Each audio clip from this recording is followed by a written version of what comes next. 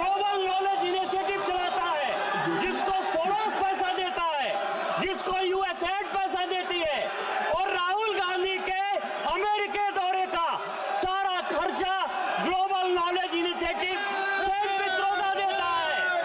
ये खालिस्तानियों से मिलता है, ये कश्मीर तोड़ने वालों से मिलता है। सेम पित्रोदा, राहुल गांधी, सोरोस और ग्लोबल नॉलेज इनिशिएटिव का संबंध क्या है?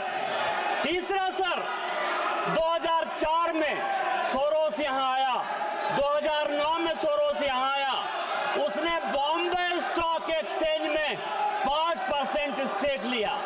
2010 से लेके 2014 तक पूरा शेयर मार्केट से सोरोस पैसा लेता रहा। वो गांधी फैमिली से मिला। सोरोस और गांधी फैमिली का संबंध क्या है? मेरा चौथा सवाल सर, राजीव गांधी फाउंडेशन को सबसे ज्यादा पैसा सोरोस ने दिया। सोरोस जो है मनोज भार्गव, हंस फाउंडेशन और रॉकफेलर फाउंडेशन और किंग एंड कंस के साथ ब्लैक मनी को व्हाइट मनी कर रहा है। राजीव गांधी फाउंडेशन के साथ सोरोस का रिश्ता क्या है? मनोज भार्गव के साथ राहुल गांधी फाउंडेशन का रिश्ता क्या है? हंस फाउंडेशन के साथ राहुल गांधी का रिश्ता क्या है? सोनिया गांधी का रिश्ता क्या है? सर, मेरा पांचवा सवाल सर, कि सोरोस ने फॉरेन वर्क्स, फ्रेश वर्क, सॉग फंड, एस्पेडा फंड, इस तरह के फंड बनाए।